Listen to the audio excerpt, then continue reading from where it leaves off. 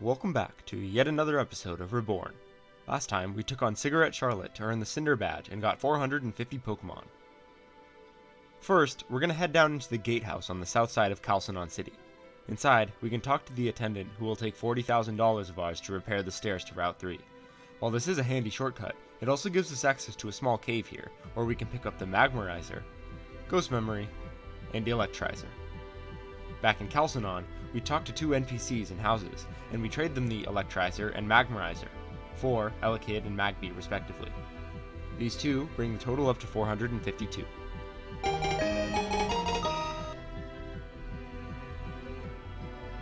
That's all we can do in Calcenon for now, so we head back out down our new staircase into Ametrine Mountain. Now that we can dive, we use it to get under the big ice block that's been in the way. Once we do, it's time for another battle with a Pulse, this time with an extremely bulky Avalugg. Though, frankly, this is one of the easier Pulse battles in the game. I led with Staraptor to get off and intimidate, then I swapped over to Snorlax. Snorlax easily ate up its first hit, so it looked like I was going to be able to get set up with my new set. Avalugg unfortunately had Flash Cannon, so as I was setting up curses, it managed to lower Snorlax's special defense a couple times. Not a huge problem though, as during this time Snorlax was able to hit it with +5 Body Slam 3 times by the time it finally went down, leaving Avalugg in good range to be taken out by a close combat by Staraptor. Easy peasy. With the giant ice block out of the way, I decided it was time to do some more diving. In the seaweed, in the diving tunnels of Ametrine Mountain, I can catch the Pokemon. I'm able to get Relicanth, Clamperl, Chinchou, and Lantern. This brings the total to 456.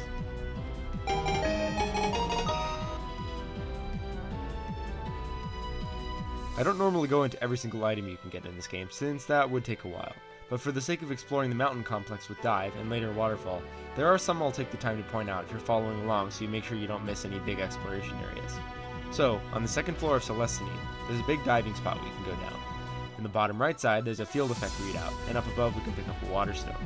Resurfacing in the top corner of this area, we can pick up the Pulse Dex entry for Avalugg, but can't do any more progress from here since we need Waterfall. On the first floor of Celestine, there's another diving spot, so we can check it out. Following the path here, we pick up the TM for Frustration. That's it for what we can access in the mountains with just Surf and Dive. The main mountain exploration will be next time when we have Waterfall.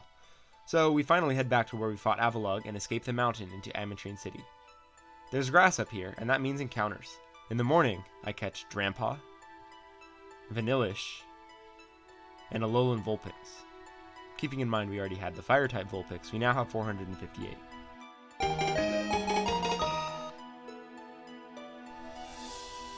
Now we can explore the city.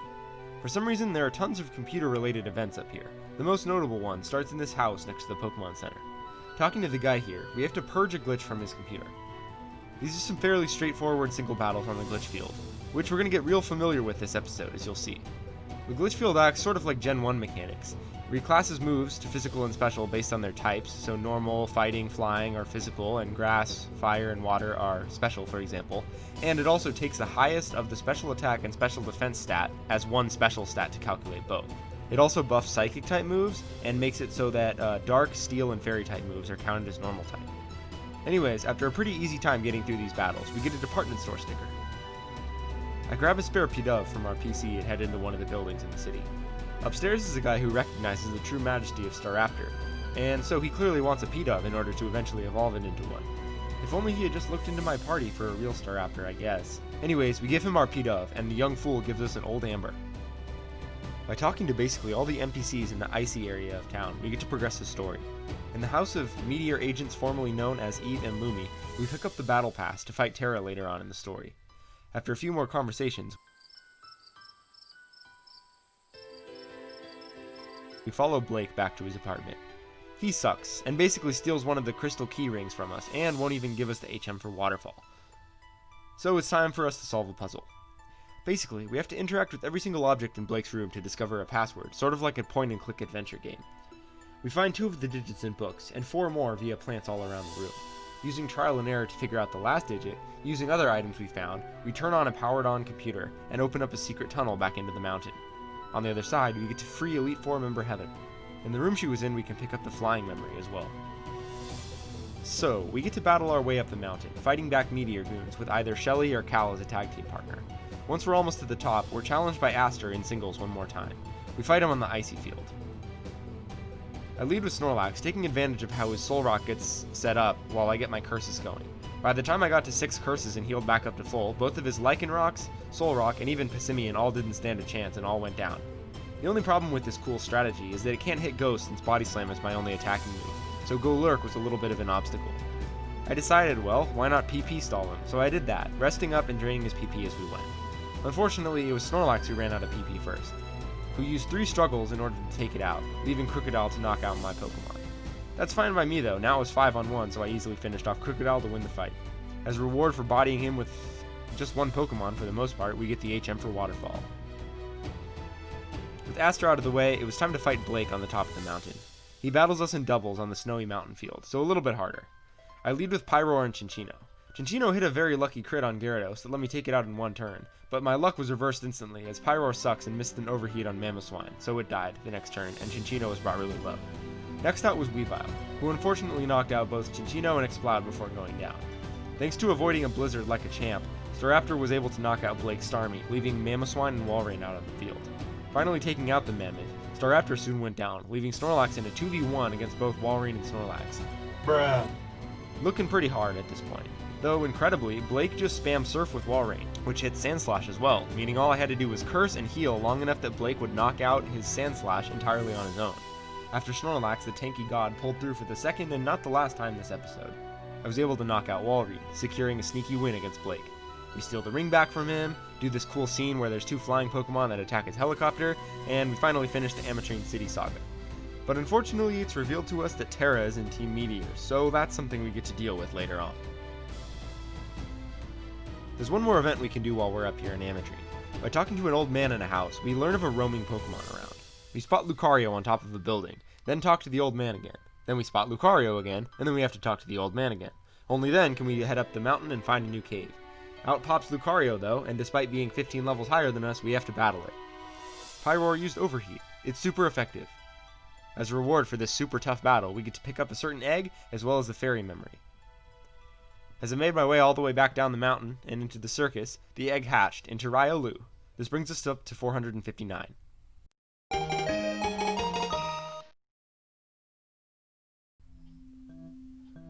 Soon after, Terra disappears into a computer.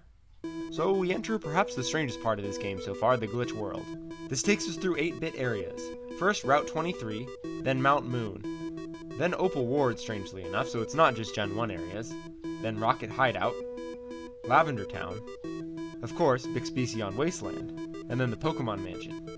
In the Pokemon Mansion, there are some stairs on the bottom right side of this area which we can take to get to the other side of the map where I'm able to pick up the Dubious Disc. There's also a book here that tells us about Terra's connection to baby Arceus. Very weird. Anyways, after this, we traverse further through the glitch world and enter the Cide Arc de Hard to Pronounce, and then what's presumably Reborn's Victory Road. There are actually some encounters here we haven't caught yet, so let's go ahead and take care of those. We snag Machop, and then Marowak. We move on from Victory Road to the next room. It's Cerulean Cave from Gen 1. Here, I catch Cantonian Raichu, as well as Venomoth, bringing the total up to 463.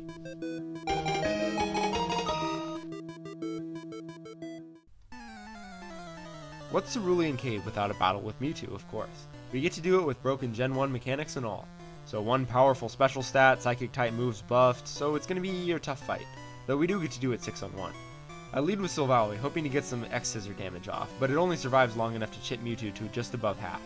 Cinccino and Pyroar were both too slow, so they went down right after, so I tried sending in Snorlax. The first Body Slam I used was very lucky and managed to paralyze Mewtwo, leaving Diggersby to take it out the next turn thanks to Mewtwo's lowered speed from the paralysis. That's the last story battle we have to do before taking on Terra herself, so that's a good thing. I headed back into the non-glitchy world, well, relatively speaking, to get some evolutions in. I would have done a ton of them, but I just kinda got lazy, so I only did 2. First, I evolved Krogunk into Toxicroak at level 37. Then, I evolved Porygon 2 into Porygon Z by giving it the Dubious Disc and using a Linkstone on it. So that was that. I headed back in, prepared to fight Terra. This fight actually took me more tries than any so far in this playthrough, I'm pretty sure, about 7 or 8 tries in fact. Her team synergizes very well with all the effects of the field, especially her Ace Garchomp, which we'll get into. Anyways, shocker, Snorlax is out first. She starts with a specially oriented Nidoking, so I take the opportunity to set up all 6 of my curses on him before taking it out. Excadrill is out next, and though Snorlax gets some bad luck with Sleep Talk, Excadrill gets up to +4 attack, but still is not able to knock out Snorlax, who then heals the next turn as she sends in Palisand. It's normally a problem for Snorlax as it's a ghost type, but the seed on this field actually grants +1 in both defense stats, and it makes the user typeless, so since Palisand has one, Body Slam can actually hit it. 2 hits after waking up and it's out. So far so good. Next she sends in Quagsire, the mon that can actually threaten Snorlax from her team. Thanks to its Unaware ability, it completely ignores all the curses we've set up so far, so I'm left hopelessly body slamming until Snorlax finally goes down, though I am able to paralyze it before, so that's nice. So I had to send in a new mon, and why not let it be the return of Blissey? With a base 135 special defense stat, that's effectively transferred to a base 135 special attack stat, meaning I can hit really hard with special moves. Though Blissey doesn't get any special moves via leveling up, I just had the Grass Knot TM to try my luck, which luckily is super effective against ground types. Although Unaware still ignores Blissey's minimizes, I get them up anyways in case I'm able to knock out Quagsire. But Quagsire also has one of those seeds that makes it typeless, so Grass Knot doesn't hit hard enough, nor does Seismic Toss, meaning with our recovery moves, it's going to be able to recover and we're at a bit of a standstill. I decided to get back to PP stalling, long enough that Quagsire runs out of recovers at least so I can take it out. Luckily I succeed, so that's taken care of. Next out, she sends out Hippowdon, who Blissey one-shot crits with Grass Knot the next turn. At least Blissey got to do something cool in this fight. So that's pretty good, only Garchomp is left. I was hoping I could just use Grass Knot again and again on Garchomp, but unfortunately, on the first turn it was out, Garchomp managed to knock Blissey out with a Bulldoze, even though I had 6 minimizes. So that's a little bit unfortunate. 4 versus 1 seems like an easy finish, but this Garchomp is crazy. Let me get into it. It has Bulldoze, which is physical on this field. It also has Draco Meteor, which normally is a fair move to fight with 4 Pokemon, but in this case, Garchomp uses its special defense stat to calculate its damage, meaning the stat lowers that it takes do nothing for it, and it will hit with the same power every time. Being crazy fast, bulky, and powerful in both attack stats, it's a real toughie. I sent out Staraptor to get off a quick Intimidate to at least lower the power of Bulldoze and Stone Edge, and get a little bit of chip damage in before it goes down. Next I sent out Exploud to get off an Icy Wind for some lowered speed. Boomburst after all would have done next to nothing as it's a physical normal type move, anyways. Garchomp chooses Stone Edge for its second move, which isn't enough to take out Exploud, so I was able to get off a second Icy Wind. Still faster than Exploud though, Garchomp was able to knock it out. But at -2 speed, it was slower than Diggersby, who was able to take it out with an Earthquake to win the battle. This is a very tough team on a very tough field effect, but I was able to do it with my normal types. As a reward for thumping Terra, we get the Gravity Badge and the TM for Bulldoze. And of course, since I forgot to update it earlier, the new total after those evolutions is 465 for the episode.